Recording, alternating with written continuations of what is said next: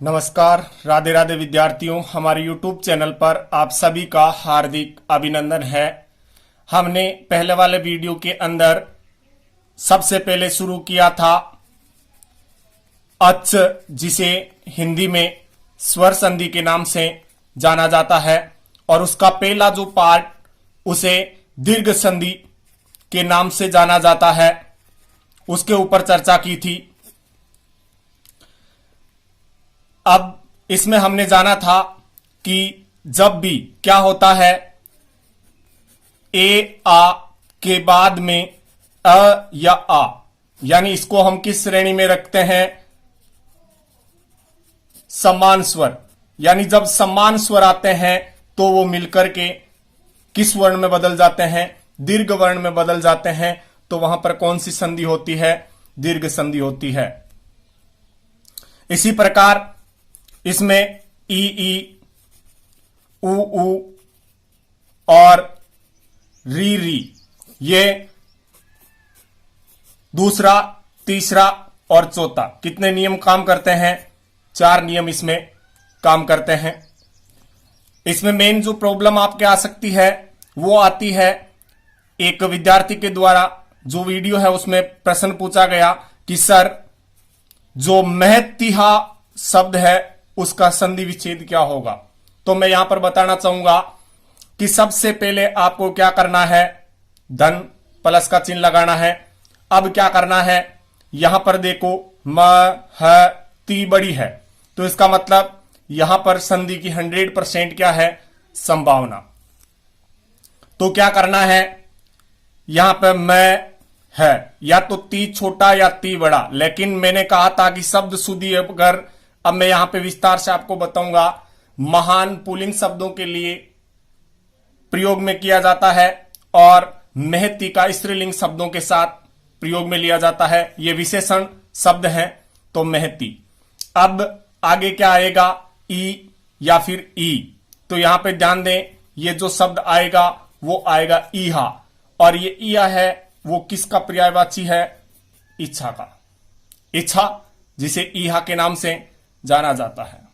अब विद्यार्थियों, हम शुरू करने जा रहे हैं आज का हमारा प्रकरण। आप ज्यादा से ज्यादा वीडियो को लाइक करें, शेयर करें, सब्सक्राइब करें और पास वाला जो बेल आइकन है उसे जरूर दबाएं, ताकि आने वाले वीडियो के नोटिफिकेशन आपको सबसे पहले मिलते रहें।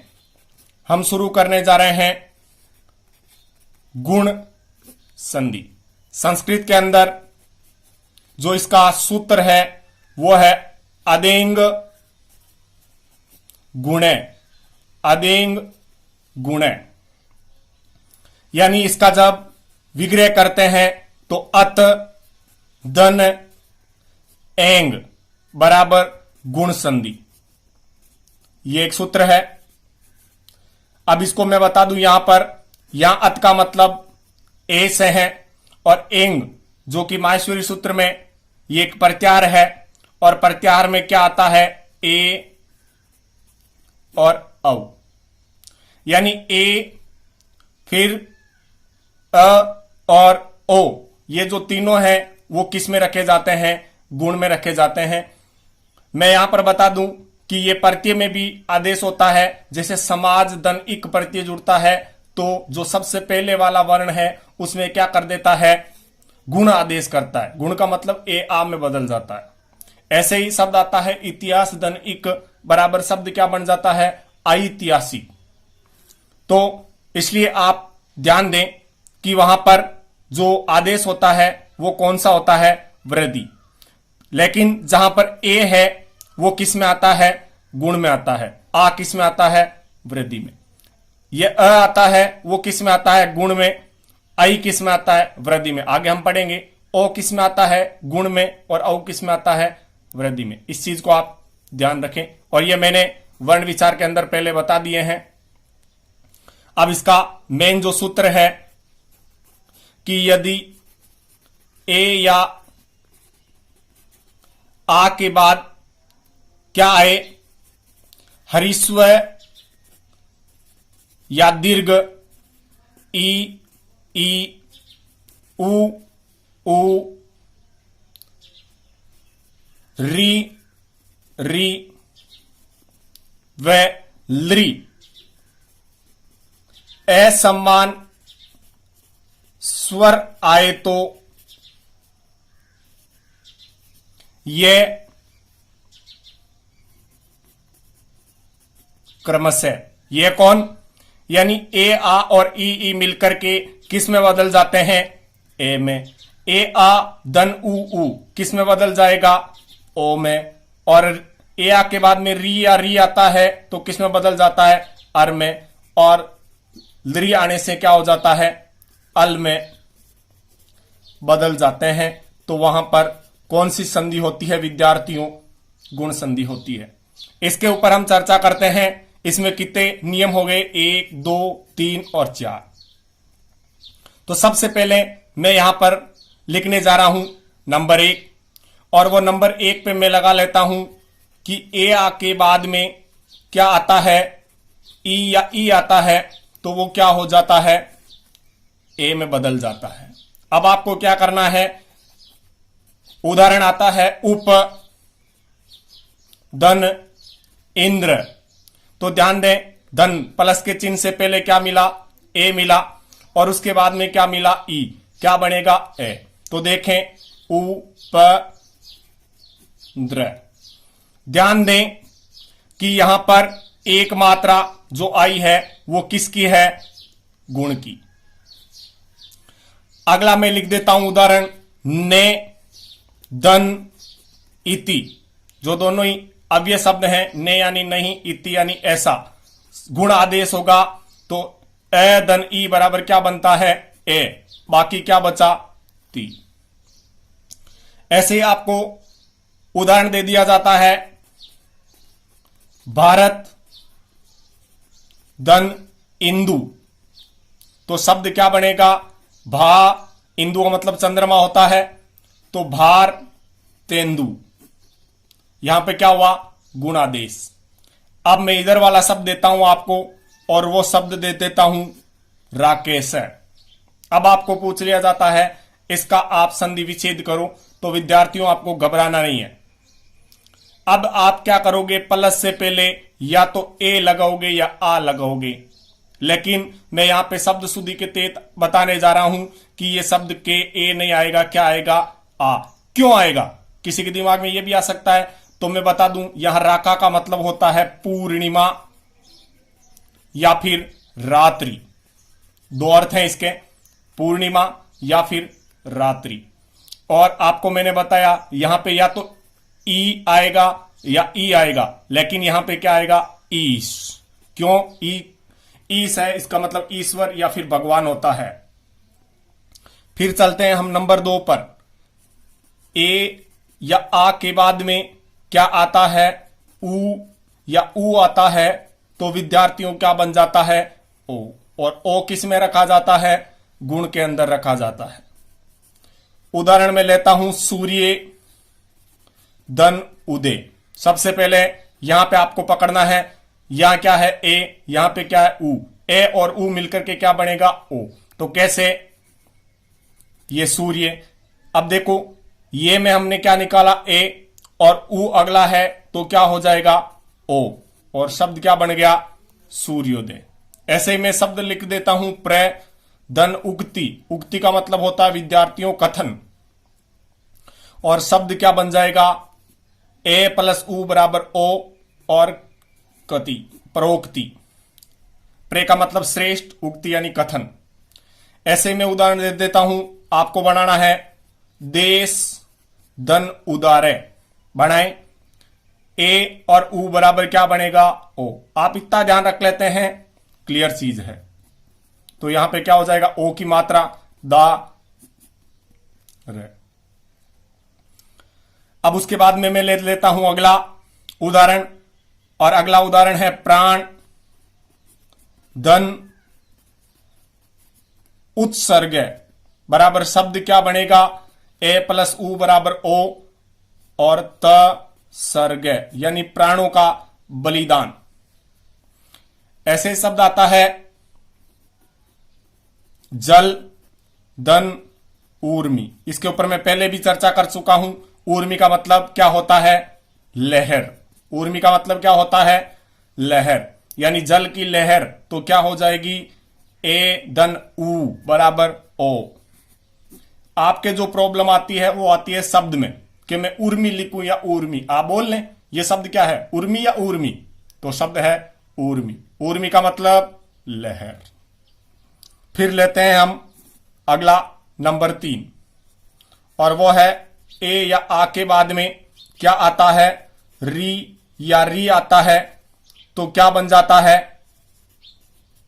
अर बन जाता है। मैं उदाहरण देने जा रहा हूं, देव धन ऋषि। देखो यहां पे ए, यहां पे री। ए या आ, उसके बाद में री या री, क्या बनता है? अर। एक आप यहां पे विशेष सूत्र बना लें। क्या बनाना है कि यहां पे क्या बचेगा? इधर चाहे ए हो या आ हो, उसका क्या बचेगा? ए। और री उसका क्या बन जाएगा? रे। इस प्रकार देखो, दे आ ए, यहां पे क्या रखना है? ए का ए, ये पूरा है।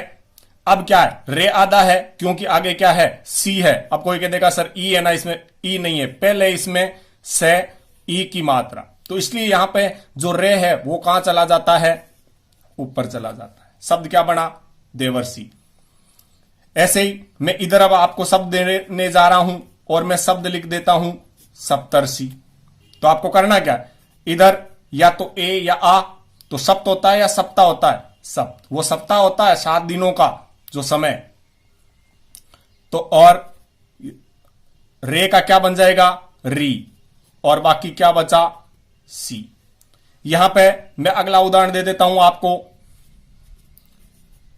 महर्षि। अब कोई कह देगा सर मैं अगर मह लिख दूं तो, और आगे ऋषि लिख दूं तो, लेकिन विद्यार्थियों ये मह गलत हो गया। क्यों हुआ? क्योंकि मैं शब्द नहीं है, ये जो शब्द है वो है महा। महा का मतलब महान है जो ऋषि। प्रत्येक शब्द का अपना अर्थ है, उसके अकॉर्डिंग चलते रहें। अगला मैं शब्द लिख देता हूं शीत धन ऋतु। तो शब्द क्या बनेगा? देखो सी, ये ते में से ए निकाला, लेकिन वापिस तो देना पड़ेगा। बाकी क्या? री का क्या बना? रे ऊपर। क्यों? क्योंकि आगे व्यंजन है, इसलिए शब्द क्या बन गया? शीत ऋतु। तो इस प्रकार ये आपके नियम क्लियर हो गया होगा मेरे हिसाब से। मैं यहां पे इसका नियम नंबर कौन सा ले रहा हूं? चौथा नियम। पहला, दूसरा, तीसरा और चौथा क्या है? ए या आ के बाद में क्या आता है? ली आता है। तो विद्यार्थियों क्या बन जाता है? ये हमारी लौकिक संस्कृत में कम शब्द मिलेंगे। ये जो वैदिक संस्कृत है, जो सूत्र वगैरह जितने भी हैं, उसके अंदर ज्यादा मिलता है इसका प्रयोग। तो यहां पे मैं लिख देता हूं उदाहरण, तव धन ल्रिकार। तो यहां पे समझ लेना ए और उसके बाद में क्या आया? ली। तो देखो वहां पे अर बना, यहां पे अल। तो ए हो या आ हो, उसको किस में कन्वर्ट कर देना है? ए में रखना है। और ली को क्या कर देना है? व्यंजन ले में बदल देना है। तो बदलो, त व का व। अब क्या करना है? ली का ले, बाकी क्या बचा? कार। तो शब्द क्या बन गया? तव लकार। ऐसे ही शब्द आता है माला धन ल्रिकार। माला धन ल्रिकार बराबर देखो, मा आ हो या ए हो, क्या करना है? अल बनाना है। तो इसलिए यहां पे ए, फिर ले, फिर का और रे। तो इस प्रकार ये भी यहां पे आपके क्लियर हो गया होगा। अब चलते हैं हम कुछ अपवाद की तरफ, क्योंकि कभी कभार अपवादों को भी विशेष रूप से पूछा जाता है, तो इसलिए आप यहां पे ध्यान दे देना। एक उदाहरण पूछा जाता है, स्व धन इरिनी। स्व धन इरिनी बराबर शब्द क्या होता है? होना तो चाहिए गुण संधि के अनुसार, क्योंकि ए के बाद में ई, यानी ए के बाद में ई आया तो ए बनना चाहिए, लेकिन यहां पे क्या हो जाता है? वृद्धि आदेश। तो इसलिए इसको किस संधि में रखा जाता है? वृद्धि। इसलिए ये क्या है? अपवाद। गुण का अपवाद, और रखा किस में जाता है? वृद्धि में। जबकि वृद्धि संधि में ऐसा कोई नियम है ही नहीं, तो इसलिए ये जो नियम में नहीं होते वो क्या होते हैं? अपवाद। अपवाद कोई दूसरी चीज नहीं है, वो यही है जो नियम में हम कहते हैं कि फलाना अपवाद है। क्यों है? क्योंकि वो हमारा कहना नहीं मानता। तो री, और जिसमें रे री से आ जाता है वो तो न है या अणी है, वो किस में बदल जाएगा? नी, अणी में बदल गया। ऐसे ही शब्द कई बार पूछा जा चुका है। प्रे दन उ है बराबर शब्द बनेगा प्रो है, तो ये भी किस संधि में रखे जाएंगे? वृद्धि संधि के अंदर रखे जाएंगे। अपवाद किसके? गुण के। प्रे दन उडे, प्रे दन उडे बराबर शब्द क्या बनेगा? प्रौढ़ है। बनना तो प्रौढ़ चाहिए, लेकिन ये क्या बन रहा है? दो मात्रा। तो दो मात्रा गुण संधि में तो लगती नहीं है, गुण संधि में मात्रा लगती है एक मात्रा, तो प्रौढ़। इस प्रकार इसमें भी कौन सी हो गई? वृद्धि संधि। अगली संधि है हमारी नंबर 3 पर, और वो 3 पर जो संधि हम पढ़ने जा रहे हैं वो है हमारी वृद्धि, वृद्धि संधि। वृद्धि संधि के तहत आपको अगर पूछ लिया जाता है कि वृद्धि संधि का जो सूत्र है संस्कृत के अंदर, वो यहां पे अच्छी तरीके से आप समझ लेना। वृद्धि रादैच, ये इसका, जिसे वृद्धि रेची के नाम से भी जाना जाता है। अब हुआ क्या, यहां पे वृद्धि शब्द पहले ले लिया, यानी वृद्धि संधि होती है, वृद्धि संधि होती है कब? आत और ऐच होता है तब। आत का मतलब है यहां पे ए और आ, और ऐच जो माहेश्वरी सूत्र का प्रत्यार है वो है ऐ और औ, यानी ए आ ऐ और औ को किस में रखा जाता है? वृद्धि संधि में रखा जाता है। मैं यहां पे हिंदी में परिभाषा लिखने जा रहा हूं कि यदि ए या आ के बाद, यदि ए या आ के बाद ए आई ओ औ और री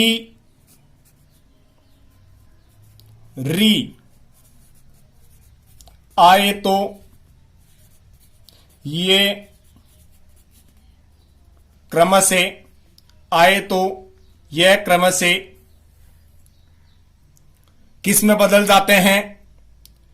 आई है, ए और आई किस में बदलेगा? आई में। और औ, ओ और औ है वो किस में बदलेगा? औ में। अब यहां पर एक मैं बात बताऊंगा कि यहां पे ए आ के बाद में अगर री आता है तो गुण संधि में क्या बनता है? अर, और वृद्धि संधि में क्या बनता है? आर। कई विद्यार्थियों के दिमाग में यह भी रहेगा कि इसकी पहचान, तो पहचान यही है विद्यार्थियों, विशेष शब्द है जिनको याद रखना पड़ेगा। और यह ध्यान करना, मैं एक सूत्र भी आपको यहां पर बता दूंगा, उसको आप दिमाग में रखना। और हिंदी में भी कई बार पूछा जाता है, क्योंकि अपवाद के तौर पे, कि गुण संधि का अपवाद, क्योंकि अर्थ तो गुण संधि में हिंदी में भी होता है, तो ये आर है वो क्या नहीं होता? हिंदी में नहीं होता, इसलिए इसको पूरा ही उसमें अपवाद में रखा जाता है। लेकिन यहां जो है, यहां पर क्या नहीं रखा जाएगा? अपवाद के तौर पर नहीं रखा जाएगा। तो इसके कितने नियम है? 1, 2 और 3। सबसे पहले मैं आपके यहां पे पहला नियम लिखूंगा, और पहला नियम क्या है कि ए या आ के बाद में ए या आई आता है तो वो किस में बदल जाता है? आई में। अब मैं यहां पर एक चीज क्लियर कर दूं कि यहां पे ये अ और ये आई, इसकी मात्रा 1 होती है और इसकी मात्रा 1 और 2 होती है, क्योंकि हम लिखते हैं के कई। तो देखो जिस प्रकार ये ए आई है वैसे ही क कई, 1 मात्रा 2 मात्रा, तो इस पर भी 1 मात्रा, इस पे 2। तो हमारे अभी कौन सा चल रहा है? ये आई। और आई और औ को किस में रखा जाता है? वृद्धि के अंदर।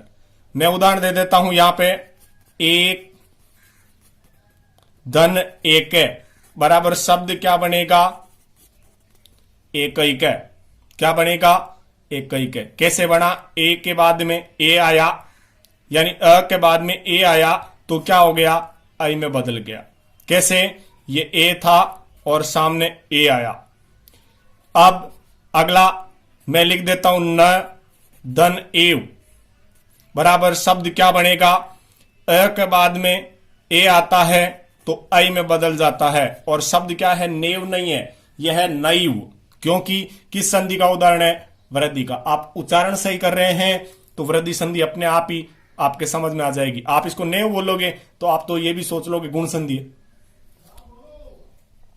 अब अगला हम चल रहे हैं, अगला उदाहरण में लिख रहा हूं सदा दन एव बराबर शब्द क्या बनेगा, सदैव। सदा यानी हमेशा, एव यानी ही। ऐसे ही उदाहरण में लेता हूं देव धन ऐश्वर्यम। अब इसको भी कई गलत बोलते हैं, वो कहते हैं ऐश्वर्यम। ऐश्वर्यम शब्द नहीं है, आई है, तो इसलिए अब ए के सामने ए हो या आई हो तो क्या बनता है, आई, और शब्द क्या बन जाएगा, देवैश्वर्यम। ऐसे शब्द आता है मा धन एवं। मा यानी मत या निषेध, एवं यानी ही। तो शब्द देखो ए या आ के बाद में क्या आया, ए आया तो क्या बना, आई। अगला व और मैं। ये संस्कृत के शब्द हैं, इसलिए आप इन्हें ध्यान में रखें। अगला हम पढ़ने जा रहे हैं दूसरा नियम, और दूसरा नियम है ए या आ के बाद में क्या आता है, ओ या औ आता है तो वो किस में बदल जाता है, औ में बदल जाता है। ध्यान रखना, मैं उदाहरण देने जा रहा हूं यहां पे जल दन ओग। विद्यार्थियों, ओग के का मतलब क्या होता है, प्रवाह, यानी जल का प्रवाह क्या कहलाता है, जलोग। तो जल, ए और ओ क्या बना, औ, और बाकी क्या बचा, ज। तो शब्द क्या बन गया, जलौग। ऐसे में लिख देता हूं अगला प्रधन औद्योगिकी।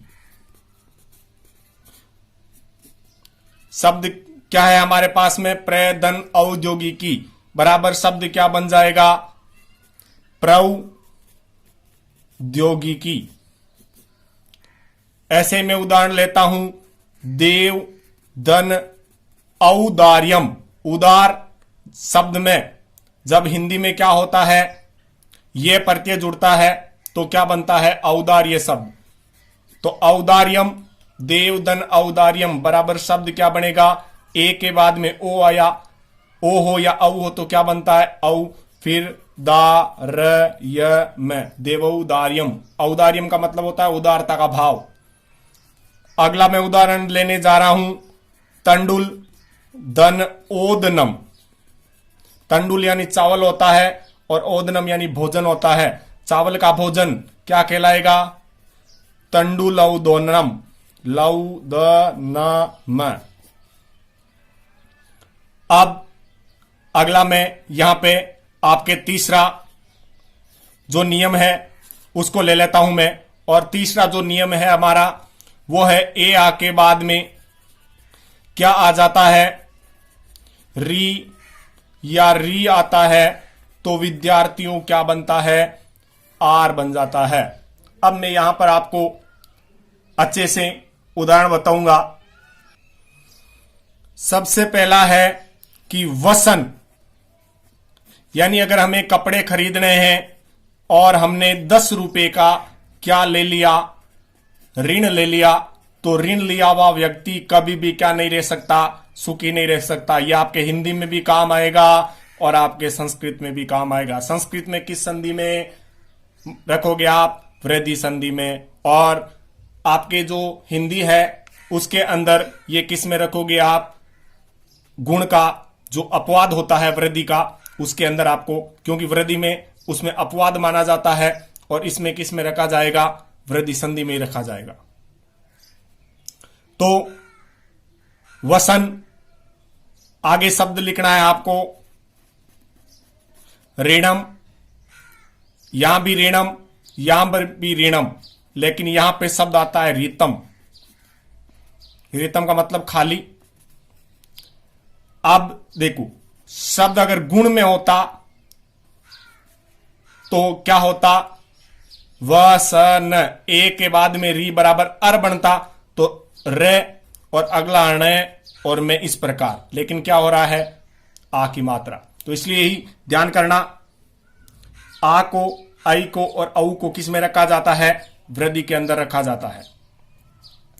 अगला है सही, शब्द अगर सही होता तो क्या बनता, दसरणम, लेकिन शब्द क्या होता है, दसारणम। ऐसे ही शब्द अगर गुण संधि में रखते हम तो शब्द होता क्या, ऋणरणम, लेकिन ये शुद्ध शब्द नहीं है, शुद्ध शब्द है ऋणारणम। इसलिए इसको किस में रखा जाता है, संस्कृत की वृद्धि संधि में रखा जाता है। और यहां पे शब्द क्या होता, सुकर्तम, लेकिन शब्द क्या बनता है, यानी आर, और आर किस में बनता है, वृद्धि में। यहां पर मैं एक आपको अपवाद भी बता दूं, अपवाद दंत, दन, औष्टम या औष्ट बराबर जो शब्द बनेगा वो क्या होगा, होना क्या चाहिए, ए के बाद में ओ, ए के बाद में ओ तो औ बनना चाहिए, लेकिन विद्यार्थियों ये औ नहीं बनता, ये शब्द होता है दंतोष्ट। इस प्रकार आप ज्यादा से ज्यादा शब्दों की जो शुद्धता है उसके साथ हमारे जो बताए गए नियम है उसके साथ साथ चलें, और इस वीडियो को ज्यादा से ज्यादा आप शेयर करें ताकि सभी विद्यार्थियों तक ये जो क्लास है वो पहुंच सके। धन्यवाद।